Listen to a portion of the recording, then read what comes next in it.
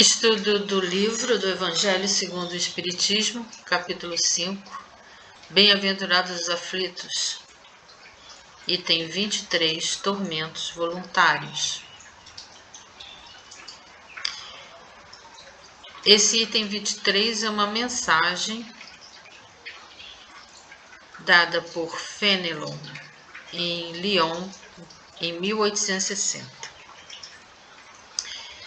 Quem foi Fénelon? François Fénelon. Ele nasceu no dia 6 de agosto de 1651 e faleceu no dia 7 de fevereiro de 1715, aos 63 anos. Ele passa aqui pelo século XVII e século XVIII. Ele, quando encarnado, foi um teólogo católico, poeta, escritor francês, autor de vários livros. E ele teve como objetivo reeducar os jovens protestantes convertidos ao catolicismo naquela época. Quando desencarnado, ele fez parte da equipe do Espírito Verdade que se comunicou com Kardec. E ele figurou na codificação em vários momentos, sendo citado no Livro dos Espíritos, no Evangelho segundo o Espiritismo, no Livro dos Médiuns.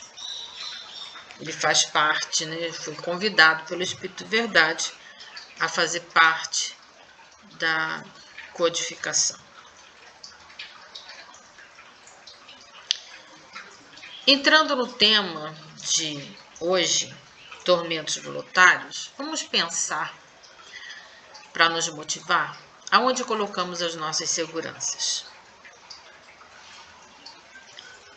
Em que a gente pensa ao longo da nossa vida para termos certa segurança na nossa existência. Geralmente as coisas que as pessoas pensam em moradia, ter uma moradia segura, uma moradia própria, pensa em ter um plano de saúde bom, que possa cobrir a si e os seus dependentes, ter um carro, não precisa ser de luxo, mas ter um carro. Às vezes também se pensa em ter carro ou mais de um carro e carros de luxo.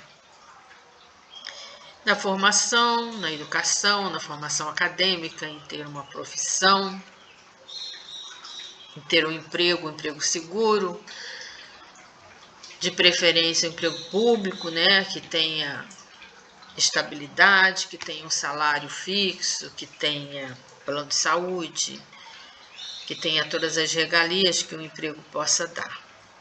Enfim, essas coisas são ruins? Não, e são muitas vezes necessárias para a nossa sobrevivência nesse plano terreno. O ruim é quando a gente deposita apenas as nossas seguranças nessas coisas que são terrenas, quando a gente não pensa na vida espiritual e só pensa na vida material. Se a gente fica só nesse plano material, a gente vai acabar criando para nós tormentos que vão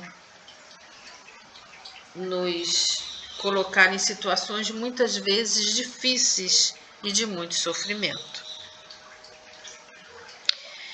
Na questão 908, lá do Livro dos Espíritos, os Espíritos dizem a Kardec que as paixões são como um cavalo, que é útil quando está dominado e que é perigoso quando é ele que domina. Então, a questão não é aonde a gente coloca as nossas seguranças, mas quanto que isso domina a minha vida. Eu preciso dominar as minhas paixões e não deixar que elas me dominem e me comandem. Aí é que está, é o excesso, é o colocar as nossas expectativas e a nossa ação simplesmente nos bens materiais, nas coisas materiais, que vão nos dar a intranquilidade. É preciso que a gente invista também, e talvez muito mais, na nossa vida espiritual. Nos preocupar com a nossa vida espiritual e com o nosso progresso espiritual. E que todas essas coisas que a gente empreende na nossa vida material, ela seja voltada para uma missão espiritual também. Então, entrando propriamente no item 23, naquilo que Fenelon diz para nós, ele diz o seguinte: vive o homem incessantemente em busca da felicidade, que também incessantemente lhe foge, porque felicidade sem mescla não se encontra na terra. Nós vivemos num planeta de expiações e provas. É claro que aqui, nesse planeta, a gente não vai encontrar a felicidade perfeita, e é isso que Fenelon está dizendo. Que aqui a gente não vai encontrar essa felicidade perfeita. Entretanto, diz ele, malgrado as vicissitudes que formam o cortejo inevitável da vida terrena, poderia, ele, o homem, pelo menos, gozar de relativa felicidade, se não a procurasse nas coisas perecíveis e sujeitas às mesmas vicissitudes, isto é, nos gozos materiais, aquilo que a gente colocava desde o início. Eu já posso ter uma relativa felicidade se eu não jogo toda a minha expectativa só simplesmente para a vida material, em vez de a procurar nos prazeres da alma, que são o antegozo dos prazeres celestes, imperecíveis. Em vez de procurar a paz do coração, a única felicidade real neste mundo, ele se mostra ávido de tudo o que agitará e turbará, e coisa singular. André Luiz, no livro Vivendo o Evangelho, volume 1, na lição 66, ele fala sobre o maior sofrimento. E ele coloca aqui para gente como a gente cria situações de sofrimento, ou seja, a gente não vive aquela prova de maneira a aliviar e aproveitar a oportunidade, e a gente acaba causando um sofrimento maior do que aquela prova pode nos causar. Ele diz assim: o maior sofrimento não é o que aparenta ser, não é o martírio da dor que, na verdade, faz sofrer, mas é o tormento da revolta. Sim, porque se eu tenho uma dor e eu faço dessa dor uma oportunidade para eu exercer a minha paciência, a minha aceitação, a minha resignação, eu evoluo e cresço. Agora, se eu vivo revoltado contra ela, eu acabo sofrendo muito mais, porque não tem como eu tirar aquela dor. Eu preciso passar por ela.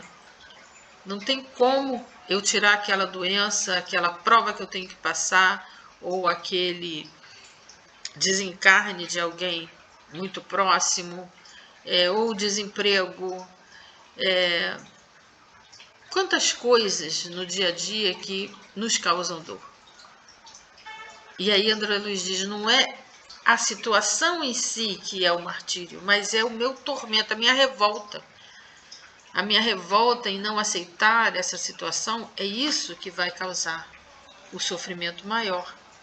Ele diz, não é a ofensa que eu recebi, a pessoa me ofendeu, não é isso que é o sofrimento maior, mas é a carência do perdão, é eu não saber perdoar, é eu ficar remoendo e magoada com aquela situação e não procurar compreender, muitas vezes, por que aquela pessoa me ofendeu, a situação dela, e perdoá-la. Não é a intolerância alheia, é a própria impaciência. Então, às vezes, a gente, reclama da impaciência do outro, e isso nos atormenta, mas, na verdade, nós estamos sendo impacientes, e é isso que nos incomoda e faz o sofrimento ser maior. Não é o desgosto da doença, é a rebeldia ao tratamento. Encontrei a doença, o tratamento é agressivo, o tratamento é sofrido, ninguém gosta de hospital, de remédio, de ficar internado, de passar por cirurgia. Tratamentos às vezes difíceis, invasivos. Mas não adianta eu ficar rebelde, eu me rebelar contra isso. Quanto mais eu me rebelar, pior será o tratamento, Pior será a doença, no sentido de que eu vou sofrer muito mais. E muitas vezes até não ter a resposta adequada por conta do sofrimento que eu mesmo estou causando para mim. Então, André Luiz finaliza o capítulo, não coloquei toda a lição, A gente fica lá para quem quiser acessar depois. Ele finaliza dizendo que o maior sofrimento não é o que nos alcança em razão dos compromissos perante a lei divina, mas é aquele que produzimos em função de nossos desequilíbrios. Não é o mal que vem de fora, mas é a ausência do bem dentro de nós. E Jesus já dizia isso, Que o que faz mal não é o que entra, mas é o que vem de dentro de nós. É o que sai da boca do homem. Isso é o que faz mal. E Fenelon continua no item 23, dizendo que o homem, como que propositadamente, ele cria para si tormentos que está nas suas mãos evitar. Então a gente acaba, como o André Luiz colocou também, criando um tormento maior do que aquele que poderia ser evitado. Haverá maiores tormentos do que aquele causados pela inveja e o ciúme? Pergunta Fénelon.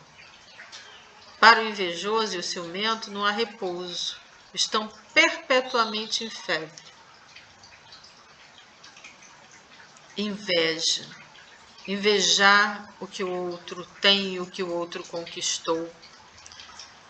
Ter ciúme, apego às minhas coisas de tal maneira e às pessoas. Isso, diz Fénelon, é um tormento.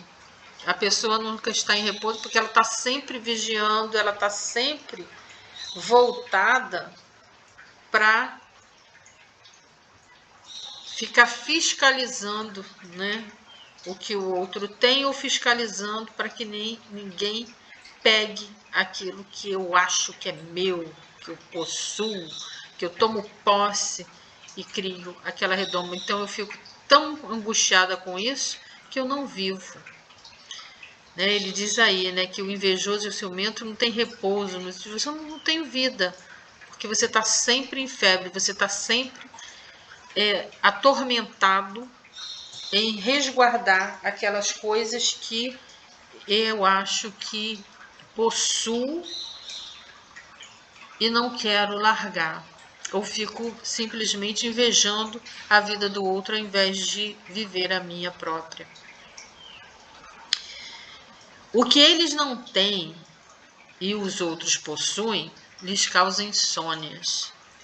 A inveja, Os sucessos dos seus rivais lhes dão vertigem. Aqui eu acabei de dizer, eu fico vivendo a vida do outro ao invés de viver a minha. Toda emulação para eles se resume em eclipsar os que lhes estão próximos. Toda alegria em excitar nos que se lhes assemelham pela insensatez a raiva do ciúme que os devora. Realmente, o ciúme é um sentimento que acaba nos colocando numa situação de tamanha prisão em nós mesmos. A gente fica preso ao nosso egoísmo. O ciúme não deixa de ser um egoísmo nosso, de querer sempre para nós e só para nós determinadas coisas terrenas. Pobres insensatos, diz Fénelon, com efeito, que não imaginam sequer que amanhã, talvez, terão de largar todas essas futilidades cuja cobiça envenena sua vida. Sim, porque estamos num mundo terreno e num mundo onde tudo isso vai acabar, vai cair por terra. E aí ele diz, pobres insensatos, porque vai chegar um momento do desencarne e o momento que tudo isso que eu fiquei ali querendo segurar para mim, isso vai cair por terra. Todas essas futilidades, como dizer, que ficam envenenando a nossa vida, um dia a gente vai se dar conta que não serviu para nada. André Luiz, em outra lição, ainda lá no Evangelho, no livro Vivendo o Evangelho, volume 1, agora na lição 67, com o título Aflições Inúteis, ele diz o seguinte: você se aflige por conquistas que não lhe garantem felicidade autêntica, que é a riqueza, e se aflige por adquiri-la. Mas a riqueza não garante a paz, diz André Luiz. Você anseia pelo poder e se aflige por dominá-lo, mas o poder não garante a justiça. Busca o sucesso e se aflige por atingi-lo, mas o sucesso não garante a paciência. Então não é a riqueza que vai nos dar paz, não é o poder que vai nos dar a justiça, não é o sucesso que vai nos dar a paciência. A gente às vezes investe em coisas terrenas e aí o nosso espírito fica preso e sem paz, na agonia, na impaciência, na infelicidade. E ele continua dizendo: as aflições compõem o currículo da escola de autoaperfeiçoamento. Contudo, muitas delas derivam de objetos transitórios, não levam a proveito espiritual e estão distantes das consolações prometidas por Jesus nas bem-aventuranças. Olha bem, as aflições ele coloca o currículo. O que é o currículo? É aquelas matérias, né, que eu tenho que estudar para poder conquistar aquela carreira. Então ele diz que as aflições são esse currículo que a gente tem que passar nesse mundo com esses objetivos transitórios que não levam a proveito espiritual.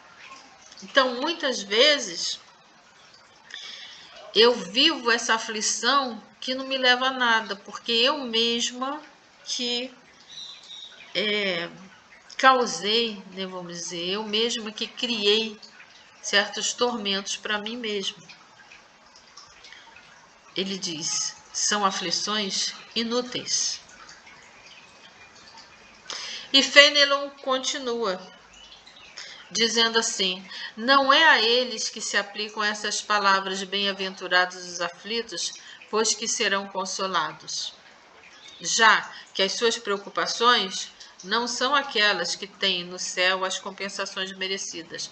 A gente, lá no início desse capítulo, já foi dito isso para a gente, né? Que as bem-aventuranças não são para aqueles que não querem ou que se revoltam contra as aflições. Jesus falou, bem-aventurados, é para aqueles que querem seguir, para aqueles que querem viver, para aqueles que querem aprender com o sofrimento e com as aflições. É aquilo, lembra lá no início, o Ashrei. Sigam em frente, vão em frente, caminhem.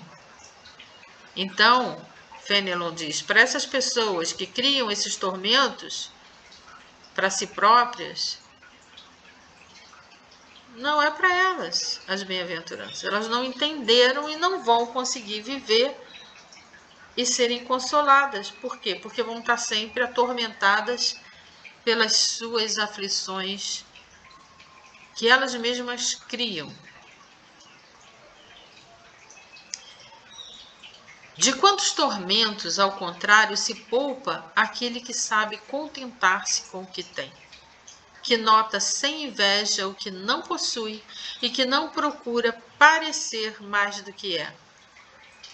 Agora ele já vem nos colocar o bem que faz as pessoas que conseguem não criar esses tormentos, mas contentar-se com aquilo que tem, com aquilo que é, com aquilo que conquista, e que não fica invejando os outros. Quando a gente vê a conquista do outro, que isso seja para nós um incentivo para que a gente também siga em frente e conquista o nosso, mas não no sentido de invejar e de até às vezes maldizer o outro, ou mal desejar ao outro, porque estou invejando a conquista. Se ele conseguiu, que bom, graças a Deus que ele conseguiu. E isso prova que eu também posso conseguir, dependendo do meu empenho em realizar a minha missão, a minha tarefa de viver as minhas provas.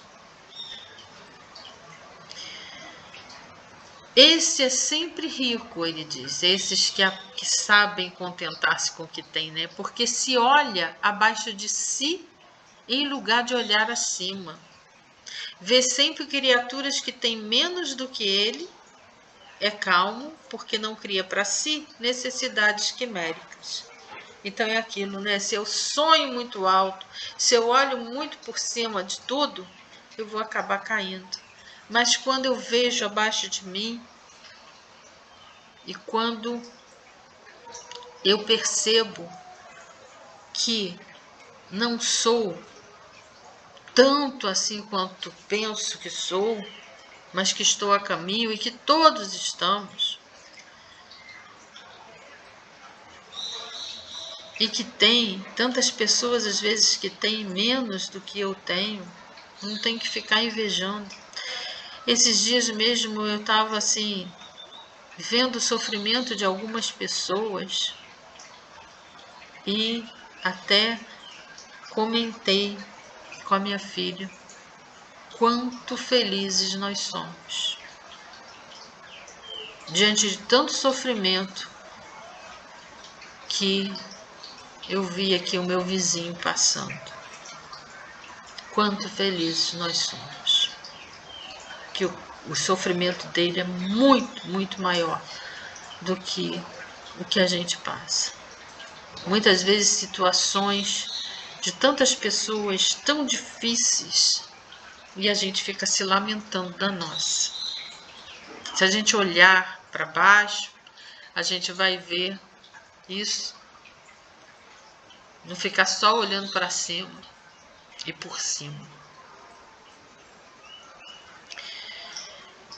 E Fenelon termina com essa pergunta: e não será uma felicidade a calma em meio das tempestades da vida?